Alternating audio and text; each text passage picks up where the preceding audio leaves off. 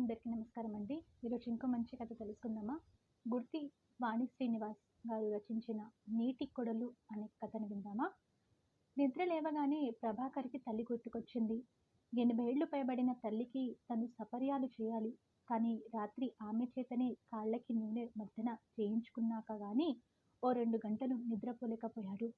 అలాంటి పరిస్థితి దాపురించినందుకు ఎంతగానో బాధపడ్డాడు.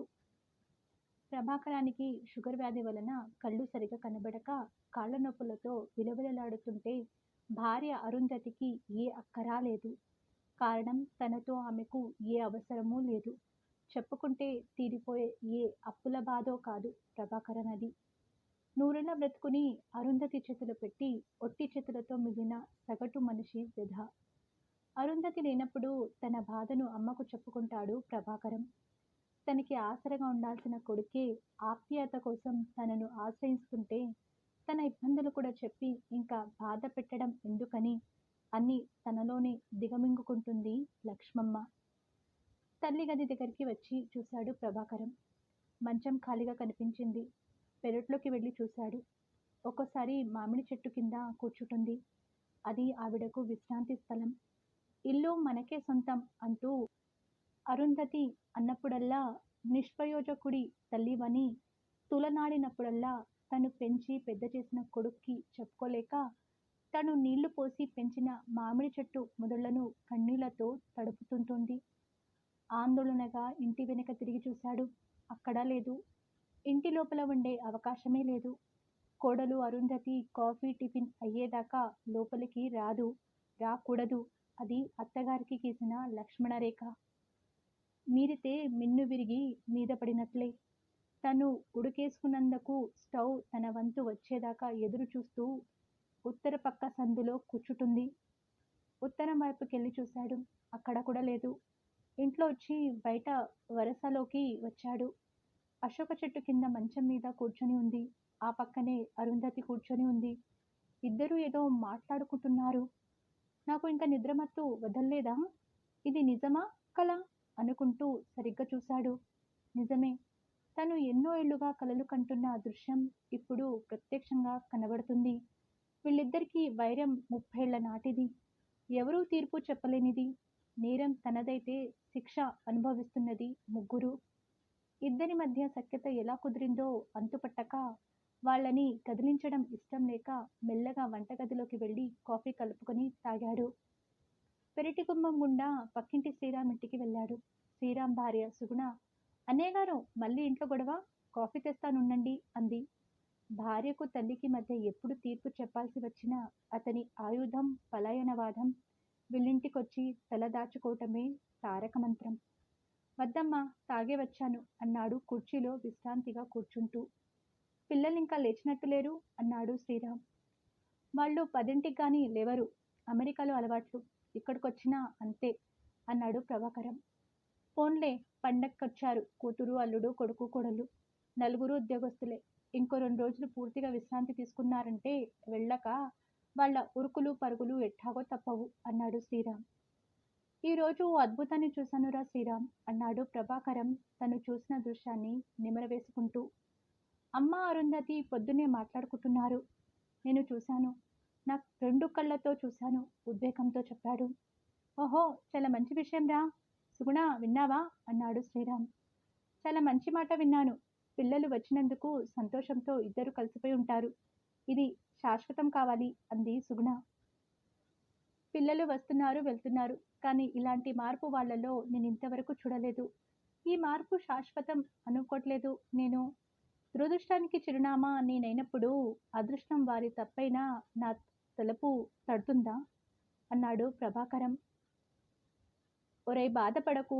20 ఏళ్ల వేడి వయసులో మీ పక్కింటి అరుంధతి మీద మనసు పడ్డావు.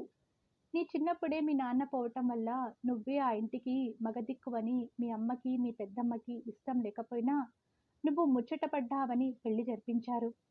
పెళ్లి చేసుకుని తీసుకొచ్చిన అరుంధతిని భర్త పోయిన 2 ఆడవాళ్ల మధ్య ఉంచావు. ఆమె మానసిక స్థితిని అంచనా వేయటంలో విఫలమయ్యావు.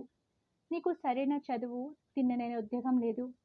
అరుంధతి కష్టపడి చదివి బీఈడీ పూర్తి చేసింది.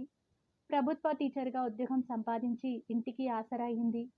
ఈ ఇల్లు కూడా ఆమె కష్టార్జితమే. ఒరేయ్! పాత తరం ఆడవాళ్ళతో ఇప్పటి తరం వాళ్ళని పోల్చటం వల్లే అంచనాలు తప్పుతున్నాయి. వారధి పటిష్టంగా ఏర్పడితే సమస్యలు రావు అన్నాడు శ్రీరామ్. అదిగో అమ్మ పిలిచినట్టుంది శ్రీరామ్, నేను వెళ్తాను అని ఇంటికి వెళ్ళాడు ప్రభాకరం. తల్లి ఒక్కతే ఉంది. అరుంధతి లోపల పనిలోపుంది.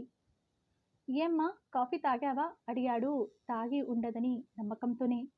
తాగాను, కోడలు ఇచ్చింది అంది తల్లి సంతోషంగా. నీ కోడలు నీకు కాఫీ ఇచ్చిందా? తన పని అయ్యేదాకా నిన్ను వంటింట్లోకి కూడా రానియదు. అలాంటిది నీ కొడుకు కోడలు కూతురు అల్లుణ్ణి చూశాక నాకు అనిపించింది, నీ భార్య సాధించిన విజయం అది. అది చూపించుకోవాలనే తాపత్రయపడుతూ ఉంటుంది. నేను అర్థం చేసుకున్నదైతే ఇది. ఈ రోజు నాతో అభిమానంగా ఎందుకు మాట్లాడిందో మాత్రం నాకు తెలియదు అంది లక్ష్మమ్మ. పిల్లలు లేచి స్నానాలు కానిచ్చి టిఫిన్లు తింటున్నారు. ఇంట్లో సందడి ఉండేది మరో 2 రోజులే. వీళ్ళు వెళ్ళిపోతే మళ్ళీ ముగ్గురమే. ఎడమొహం పెడముఖం అనుకుంటూ లోపలికి వెళ్ళాడు ప్రభాకరం. అరుంధతి 2 టిఫిన్ ప్లేట్స్ చేతికిచ్చి, మీ అమ్మగారికిచ్చి మీరు తినండి అంది.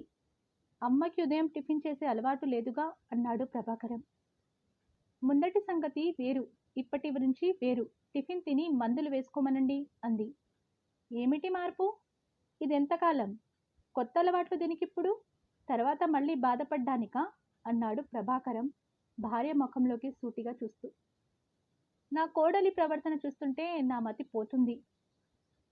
పోన్లే 10 రోజులు ఉండడానికి వచ్చారు కదా అని కాళ్ళు కందనీయకుండా అన్నీ తెచ్చి చేతికిస్తుంటే నన్ను పూచిక పుల్లలా తీసేస్తుంది. అదేమంటే, మీరు మీ అత్తగారికి గౌరవం ఇస్తున్నారు కనుక నేనివ్వటానికి అమెరికాలో మీకు కూడా ఒక స్టోర్ రూమ్ సిద్ధం చేస్తాను. మీ అత్తగారిని ఉంచినట్టే మిమ్మల్ని అందులో ఉంచుతాను. యథారాజా తథా ప్రజ. మిమ్మల్ని చూసి నేర్చుకోమని మీ అబ్బాయే చెప్పారు.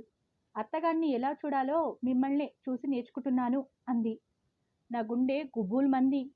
నా కోడలు నన్నెంత దారుణంగా చూడబోతుందో ఊహించుకుంటేనే భయం పట్టుకుంది.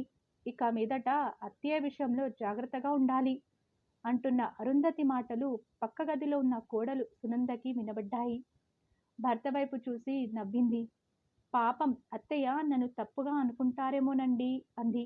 ఏం పర్లేదులే, ఇన్నాళ్ళు మా బామ్మ అవస్థను చూసి చూడకుండా వదిలేశా.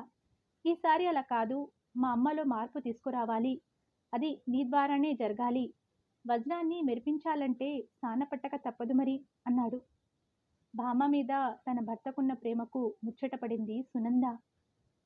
మీకు ఈ కథ నచ్చితే లైక్ చేయండి, షేర్ చేయండి. మరిన్ని మంచి కథల కోసం మన ఛానల్ని సబ్స్క్రైబ్ చేసుకోండి. ధన్యవాదములు.